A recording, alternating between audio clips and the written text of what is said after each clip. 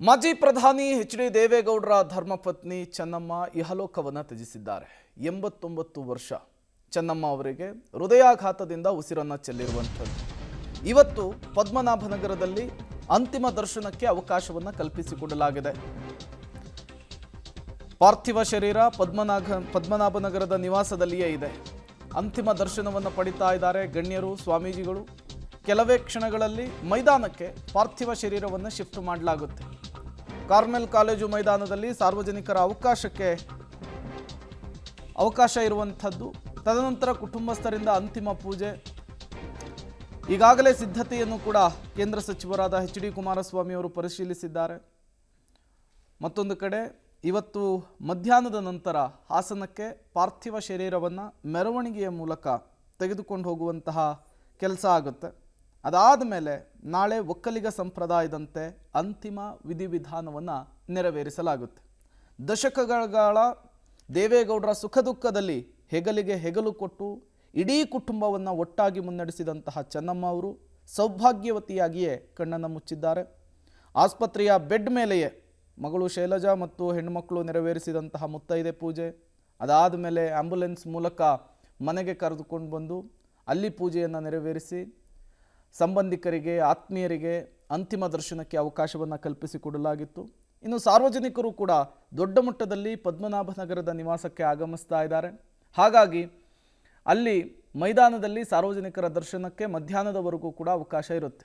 ಮಧ್ಯಾಹ್ನದ ನಂತರ ಪಾರ್ಥಿವ ಶರೀರವನ್ನು ಹುಟ್ಟೂರಿಗೆ, ದೇವೇಗೌಡರ ತವರು ಜಿಲ್ಲೆ ಹಾಸನಕ್ಕೆ ತೆಗೆದುಕೊಂಡು ಹೋಗುವಂತಹ ಕೆಲಸ ಆಗುತ್ತೆ. ಅದಕ್ಕೆ ಬೇಕಾದಂತಹ ಎಲ್ಲ ಸಿದ್ಧತೆಗಳನ್ನು ಕೂಡ ಮಾಡಿಕೊಳ್ಳಲಾಗಿದೆ. ದೇವೇಗೌಡರಿಗೆ ಬೆನ್ನೆಲುಬಾಗಿದ್ದವರು, ದೇವೇಗೌಡರಿಗೆ ಶಕ್ತಿಯ ರೀತಿಯಲ್ಲಿದ್ದವರು ಇಡೀ ಕುಟುಂಬವನ್ನು ನಿರ್ವಹಣೆ ಮಾಡ್ತಾ ಇದ್ರು. ಪದ್ಮನಾಭನಗರ JDSನ ಶಕ್ತಿ ಕೇಂದ್ರವಾಗಿತ್ತು, ಪವರ್ ಸೆಂಟರ್ ಆಗಿತ್ತು.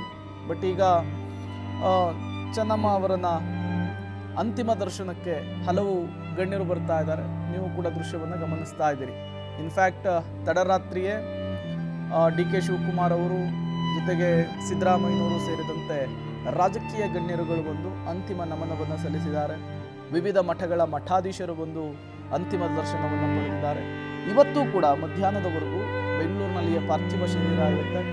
ಹಲವರು ಬಂದು ಅಂತಿಮ ದರ್ಶನವನ್ನು ಪಡೆದುಕೊಳ್ಳಲು ಮುಂದಾಗ್ತಾ ಇರುವಂಥದ್ದು. ನಾಳೆ ಮಧ್ಯಾಹ್ನದ ನಂತರ ಒಕ್ಕಲಿಗ ಸಂಪ್ರದಾಯದಂತೆ ಅಂತಿಮ ವಿಧಿವಿಧಾನವನ್ನು ನೆರವೇರಿಸಲಾಗುತ್ತದೆ.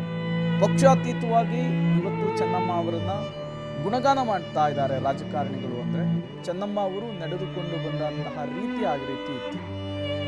72 ವರ್ಷಗಳ ದಾಂಪತ್ಯ ಜೀವನ, 6 ಜನ ಮಕ್ಕಳು. ದೇವೇಗೌಡರು 24x7 ರಾಜಕಾರಣವನ್ನೇ ಉಸಿರಾಗಿಸಿಕೊಂಡಂತಹ ರಾಜಕಾರಣಿ. ಬಟ್ ಹೋರಾಟ, ಪಕ್ಷ ಸಂಘಟನೆ ಅಂಥೇಳಿ ಕಾಲಿಗೆ ಚಕ್ರವನ್ನು ಕಟ್ಟಿಕೊಂಡು ಇಡೀ ದೇಶ ಪರ್ಯಟನೆ, ರಾಜ್ಯ ಪರ್ಯಟನೆ ಸುತ್ತುವಂತಹ ಸಂದರ್ಭದಲ್ಲಿ ಇಡೀ ಕುಟುಂಬವನ್ನು ಸಮರ್ಥವಾಗಿ ನಿಭಾಯಿಸಿದ್ದವರು ಚೆನ್ನಮ್ಮ ಅವರು. ಡೀಟೇಲ್ಸನ್ನು ಕೊಡೋದಕ್ಕೆ ಶ್ರೀನಿವಾಸ್ ನೇರ ಸಂಪರ್ಕದಲ್ಲಿ ಜಾಯಿನ್ ಆಗಿದ್ದಾರೆ. ಶ್ರೀನಿವಾಸ, ಅಂತಿಮ ದರ್ಶನಕ್ಕೆ ಯಾವ ರೀತಿಯ ಸಿದ್ಧತೆಗಳಾಗಿದೆ? ಎಷ್ಟು ಗಂಟೆಯವರೆಗೂ ಕೂಡ ಅಂತಿಮ ದರ್ಶನಕ್ಕೆ ವ್ಯವಸ್ಥೆಯನ್ನು ಕಲ್ಪಿಸಿಕೊಡಲಾಗಿದೆ? ಸ್ಥಳದಿಂದ ಏನೆಲ್ಲ ಡೀಟೇಲ್ಸ್ ಸಿಗ್ತಾ ಇದೆ ಸದ್ಯಕ್ಕೆ? ಪ್ರೇಮ್, ಸದ್ಯ ಪದ್ಮನಾಭನಗರ ನಿವಾಸದಲ್ಲಿ ಚೆನ್ನಮ್ಮನವರ ಪಾರ್ಥಿವ ಶರೀರ ಇರುವಂಥದ್ದು. 8 ಗಂಟೆ ನಂತರ ಇಲ್ಲಿನ ಪದ್ಮನಾಭನಗರದ ಗ್ರೌಂಡ್ಗೆ ಪಾರ್ಥಿವ ಶರೀರವನ್ನು ಶಿಫ್ಟ್ ಮಾಡ್ತಾರೆ. ಅಲ್ಲಿ ಸಾರ್ವಜನಿಕರ ದರ್ಶನಕ್ಕೆ ವ್ಯವಸ್ಥೆಯನ್ನು ಮಾಡಿರುವಂಥದ್ದು, ಮತ್ತು ಗಣ್ಯರಿಗೆ ಮತ್ತು ಸಾರ್ವಜನಿಕರಿಗೆ ಅಲ್ಲಿ ಅಂತಿಮ ದರ್ಶನಕ್ಕೆ ವ್ಯವಸ್ಥೆ ಮಾಡಲಾಗಿದೆ. 11:05 ಕೂಡ ಅಲ್ಲಿ ಸಾರ್ವಜನಿಕರ ದರ್ಶನಕ್ಕೆ ಒಂದು ಪಾರ್ಥಿವ ಶರೀರವನ್ನು ಇಡಲಾಗುತ್ತೆ.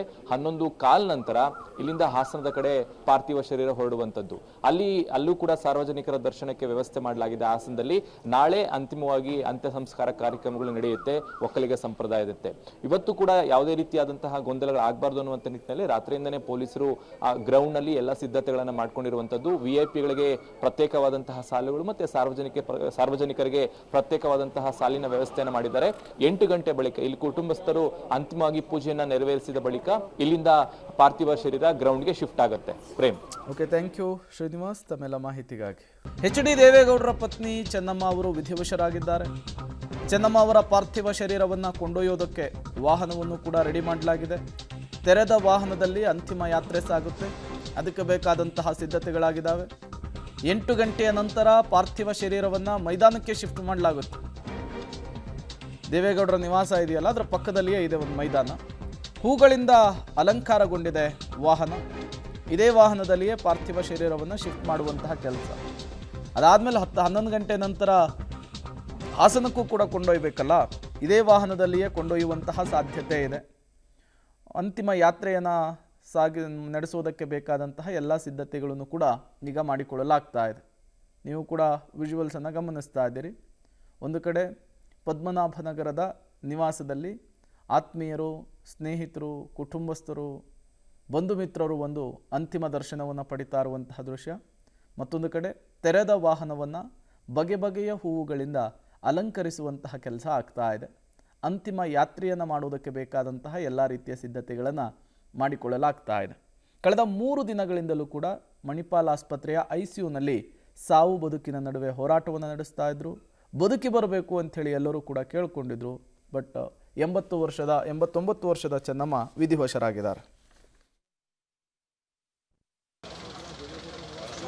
ಮಾಜಿ ಪ್ರಧಾನಿ HD ದೇವೇಗೌಡರ ಧರ್ಮಪತ್ನಿ ಚೆನ್ನಮ್ಮ ಅವರ ಪಾರ್ಥಿವ ಶರೀರವನ್ನು ಕೊಂಡೊಯ್ಯೋದಕ್ಕೆ ಇದೀಗ ಚಿರಶಾಂತಿಯ ವಾಹನ ಏನಿದೆ ಅದನ್ನು ತಯಾರಿಗೊಳಿಸುವ ಕೆಲಸವನ್ನು ಪದ್ಮನಾಭನಗರದ ನಿವಾಸದ ಮುಂಭಾಗದಲ್ಲಿ ಈ ಒಂದು ಸಿದ್ಧತೆಯನ್ನು ಮಾಡುವಂತಹ ಕೆಲಸವನ್ನು ಮಾಡಲಾಗ್ತಿದೆ. ಗಮನಿಸ್ಬೋದು, ಇದೇ ವಾಹನದಲ್ಲಿ ಟ್ರಾನ್ಸ್ಪರೆಂಟ್ ಇರುವಂತಹ ವಾಹನ ಈ ಒಂದು ವೆಹಿಕಲ್ನ ಒಳಭಾಗದಲ್ಲಿ ಪಾರ್ಥಿವ ಶರೀರವನ್ನು ಇಡಲಾಗುತ್ತೆ. ಅದಾದ ಬಳಿಕ ಇಲ್ಲಿಂದ ಪುಟ್ಲಿಂಗಯ್ಯ ಮೈದಾನಕ್ಕೆ ಕೊಂಡೊಯ್ಯುವ ಕೆಲಸವನ್ನು ಕೂಡ ಮಾಡಲಾಗುತ್ತೆ. ಸುಮಾರು 8 ಗಂಟೆ ಸುಮಾರಿಗೆ ಇಲ್ಲಿ ಪದ್ಮನಾಭನಗರದ ದೇವೇಗೌಡರ ನಿವಾಸದಿಂದ ಚೆನ್ನಮ್ಮ ಅವರ ಪಾರ್ಥಿವ ಶರೀರವನ್ನು ಪುಟ್ಲಿಂಗಯ್ಯ ಆಟದ ಮೈದಾನಕ್ಕೆ ಕೊಂಡೊಯ್ಯಲಾಗುತ್ತೆ. ಅದಾದ ಬಳಿಕ ಪುಟ್ಲಿಂಗಯ್ಯ ಆಟದ ಮೈದಾನದಲ್ಲಿ ಸುಮಾರು 11 ಗಂಟೆಯವರೆಗೂ ಕೂಡ ಸಾರ್ವಜನಿಕರಿಗೆ ಅಂತಿಮ ದರ್ಶನಕ್ಕೆ ವ್ಯವಸ್ಥೆಯನ್ನು ಮಾಡುವ ಕೆಲಸವನ್ನು ಮಾಡಲಾಗುತ್ತೆ. ಅದಾದ ಬಳಿಕ 11 ಗಂಟೆಯ ನಂತರ ಹೊಳೆನರಸೀಪುರಕ್ಕೆ ಮೃತದೇಹವನ್ನು ಕೊಂಡೊಯ್ಯುವಂತಹ ಕೆಲಸವನ್ನು ಮಾಡ್ತಾರೆ. ಮಾರ್ಗ ಮಧ್ಯೆ ಅಲ್ಲಲ್ಲಿ ಈಗಾಗಲೇ ಸಾರ್ವಜನಿಕರ ಅಂತಿಮ ದರ್ಶನಕ್ಕೂ ಕೂಡ ವ್ಯವಸ್ಥೆಯನ್ನು ಕಲ್ಪಿಸುವಂತಹ ಕೆಲಸವನ್ನು ಮಾಡಲಾಗಿದೆ. ನೀವು